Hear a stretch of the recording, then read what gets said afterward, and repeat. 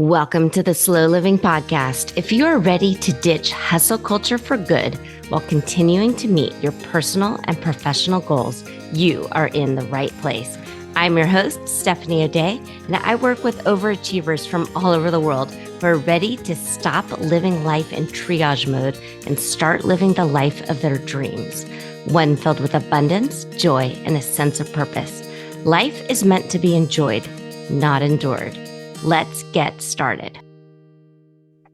Hello, Slow Down Society. Steph here, and we are on episode 175 of the Slow Living Podcast. And I am so thrilled that you are here.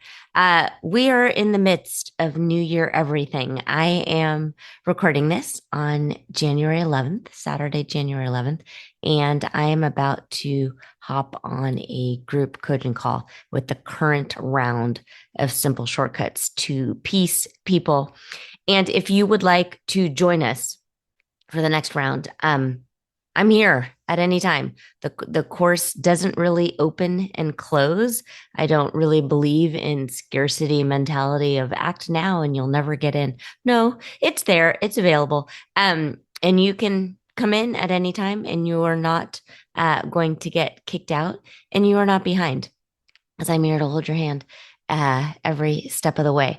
And today, the call that I have been preparing for and making the slide deck for is about planning out your overarching vision.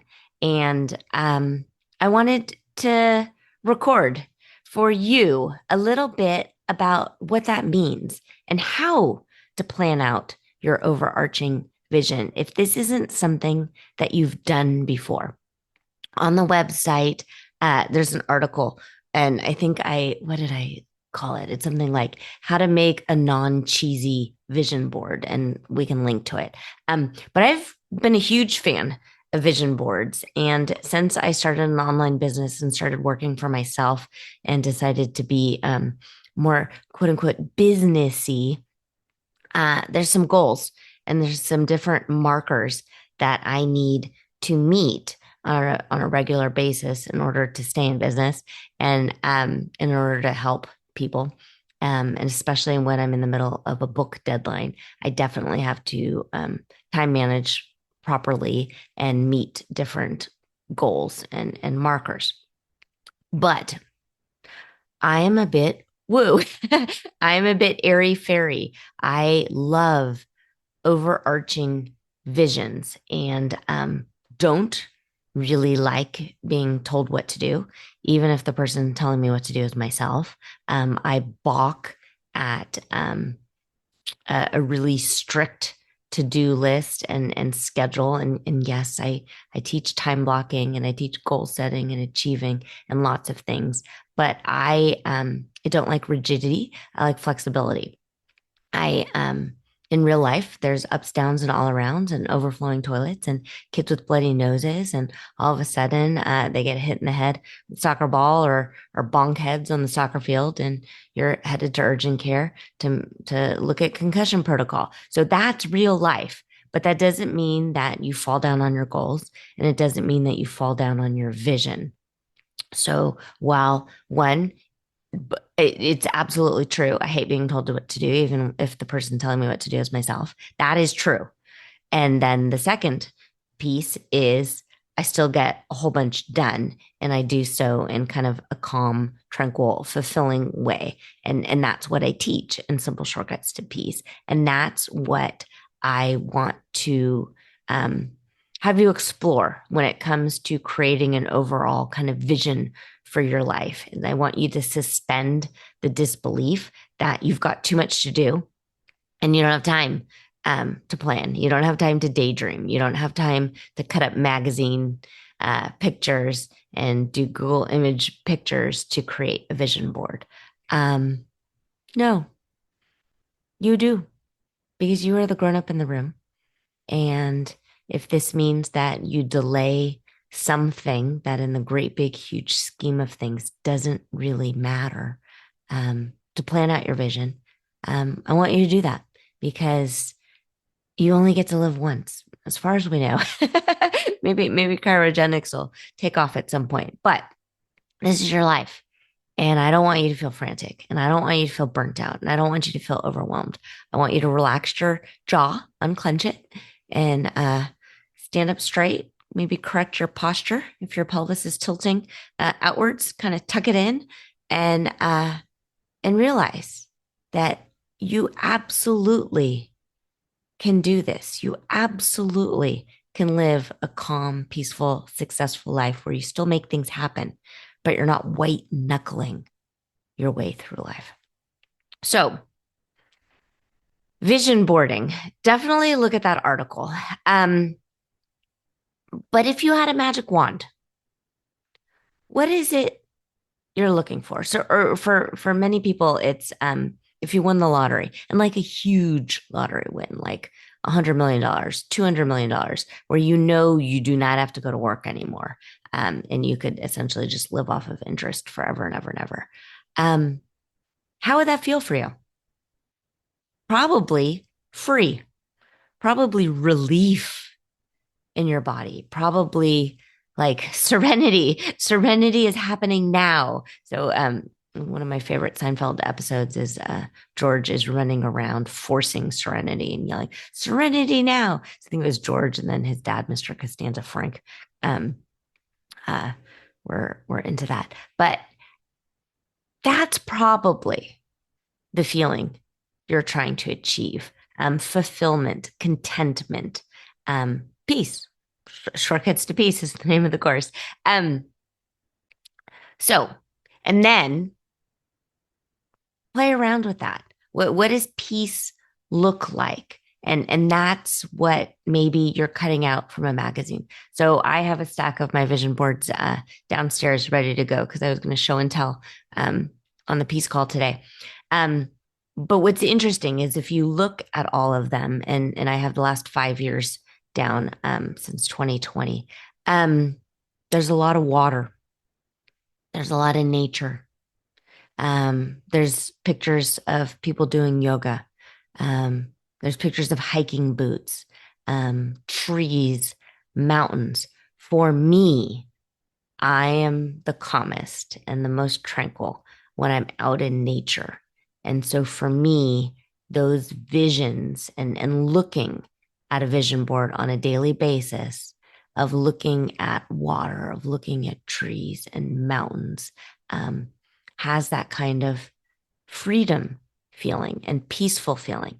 And so think about that. A lot of people use like a word of the year that they're trying to achieve. If that works for you, great.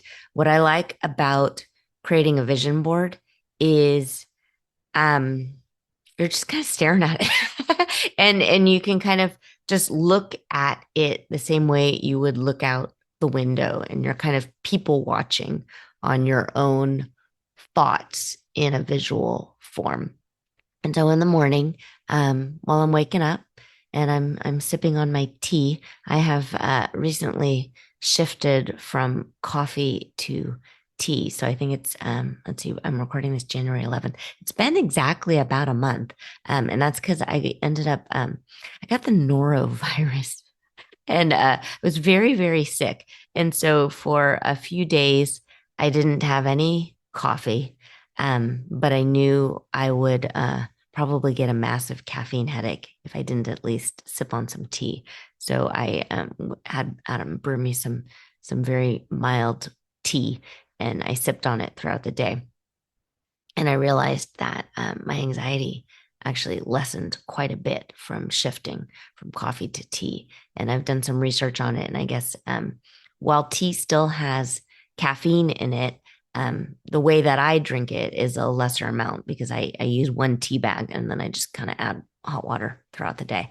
Um, but my anxiety is so much better, and I don't have the huge spikes in cortisol. And I realized I was probably kind of chasing this kind of dopamine fix, elusive high from that huge jolt of coffee in the morning, but it left me actually kind of depleted in the afternoon. I'll probably record a podcast episode on the research I've learned from the differences between tea and coffee. And now I am a little off track, which makes sense for me. Okay, so for your vision, the reason people make goals and the reason people buy things and do things and kind of fall for this kind of marketing hype and a capitalistic go, go, go, achieve, achieve, achieve, do more, do more, do more kind of mentality and mindset is because they think achieving the thing or buying the thing or doing the thing will give them the emotion of which they're seeking. Maybe it's happiness. Maybe it's fulfillment. Maybe whatever it is a marker of success and you're trying to chase some sort of elusive marker of success. And so I want you to really kind of think about that and realize, why do I want this new purse? Why do I want this 4-star vacation? Is it because you want other people to look at you in an envious way? Is it because you want to post these things on social media and have someone look up to you or think that you've got your stuff all together and you're pretty amazeballs? So figure out your motivation for why it is maybe you're chasing certain goals or aspirations, whether or not it's in your business or in your personal life.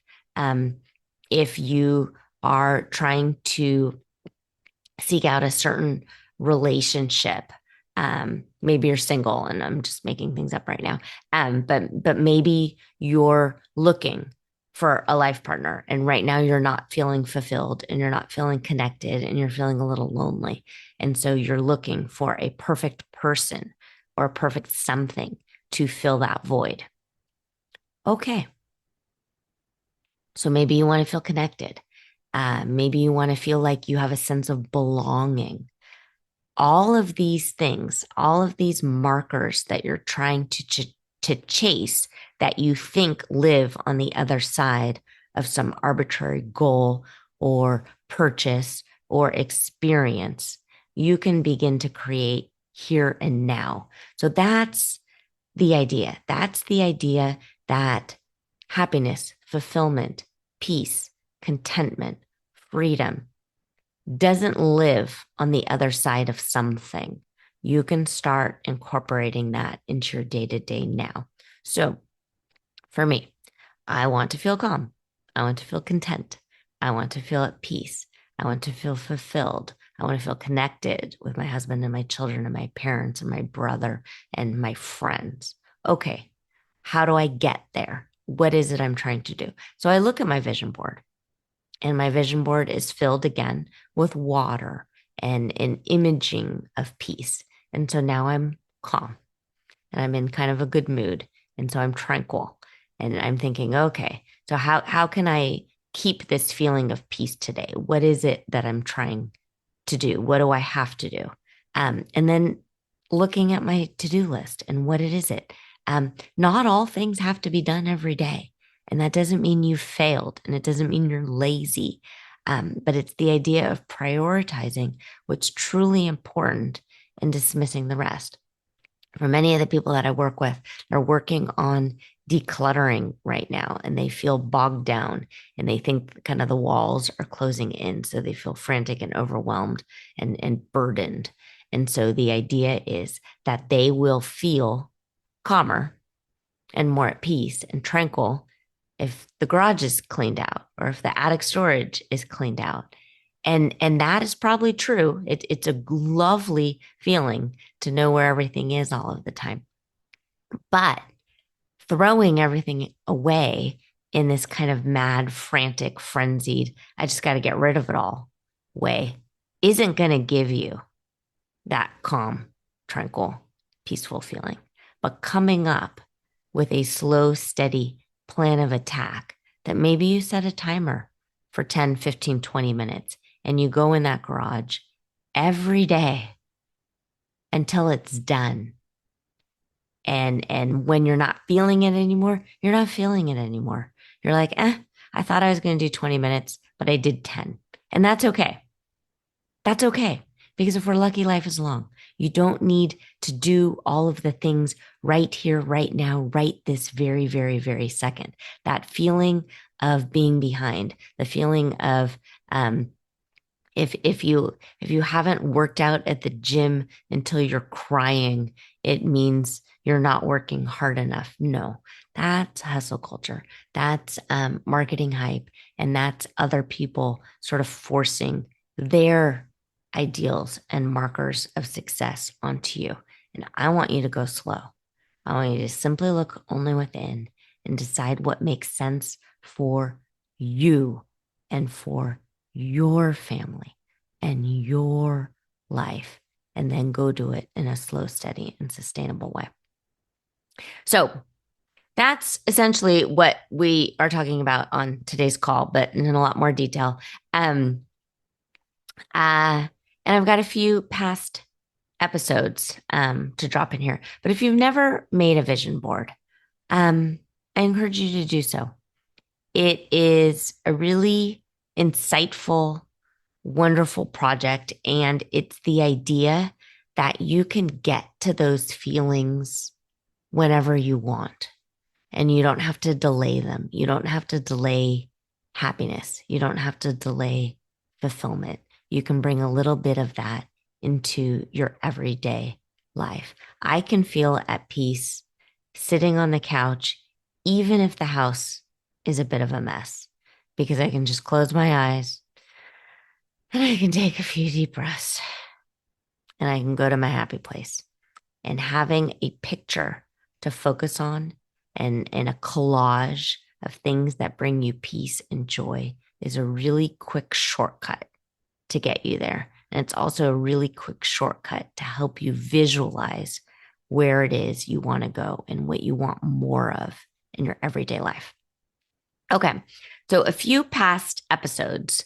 Episode 9, how to get what you want when you want it, really sort of maps out the overall kind of day-to-day goal setting and to-do list tasks to get you from where you are to where you want to go.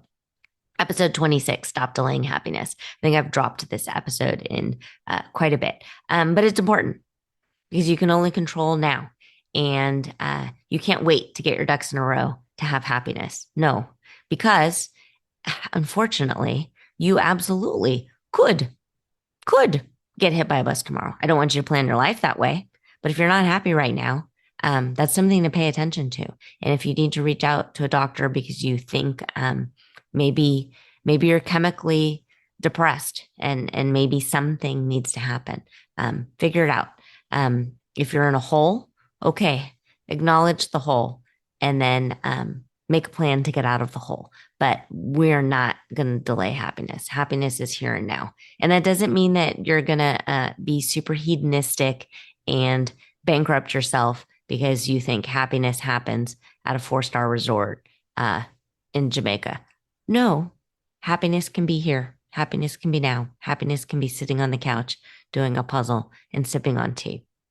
Okay, episode 42, listening to the universe. So I've said before, I'm a bit woo.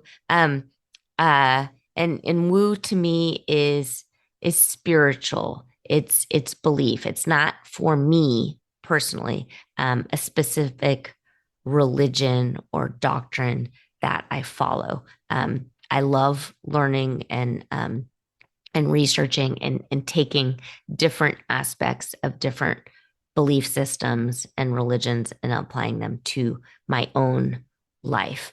But again, I am not a huge stickler to rules. So I was raised Presbyterian. Adam and I were married in Presbyterian church. My parents were married in that same church. But I wouldn't necessarily consider myself overly religious, but I'm definitely spiritual. And I do believe in the universe. I do believe that I'll do my part and the universe will meet me halfway. And so that's what that episode is all about. 42, listening to the universe. On the same note, episode 68, believing in miracles. I I absolutely believe in miracles. So belief and thoughts. Some people say that belief is just a thought that you keep having over and over again, and it turned into a belief. Um, I believe in miracles. I believe that humans can only do so much, and it is fun, and it is a relief in your brain to believe um, in hope and that miracles can happen. Um, absolutely. And then last one, episode 100 is kind of an overview of what life coaching is and kind of a difference between life coaching and coaching in general. So you can call it life coaching, and for lack of a better term, that's what it is. But it's success coaching. It's goal achievement. It's transformational coaching. If you're unhappy in the here and the now and you want to move into the next best version of you, coaching will get you there, whereas therapy often helps understand why you are the way you are and um, unpacks what's going on in your brain and your body. And coaching will help get you there. So anyway, episode 100 is an overview of that. But we are now on 175 episodes, and we are only on the 11th day of the year. You are actually, this is going to come out in February. I'm recording this on the 11th day of the year, and you are not behind. So wherever you are is where you are. And wherever it is you want to go, you will get there. And we are playing the long haul game. I want you to be the tortoise, not the hare. And believe in yourself. Believe in the miracle of you. Believe that when you are at a crossroads, you make the best next decision for you.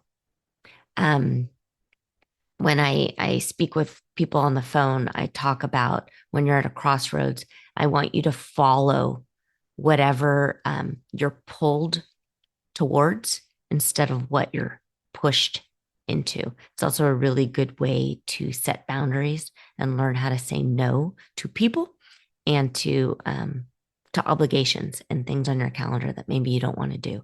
Do the things that feel good. Yoga from Adriene. She's constantly saying, do what feels good. And I believe in that. All right, pretty people, consider yourself loved and hugged. I'm proud of you. I think you're wonderful.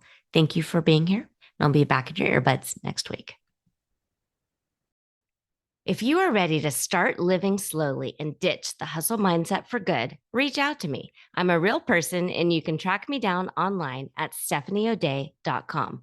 Also, if you found value in this podcast, please share it with your family and friends and tag me on Instagram at Stephanie O'Dea. While you're at it, go ahead and leave a positive review on your favorite podcast app. The more we share, the more people we can reach and share the slow down lifestyle and messaging. Thank you, Slow Down Society, and have a great day.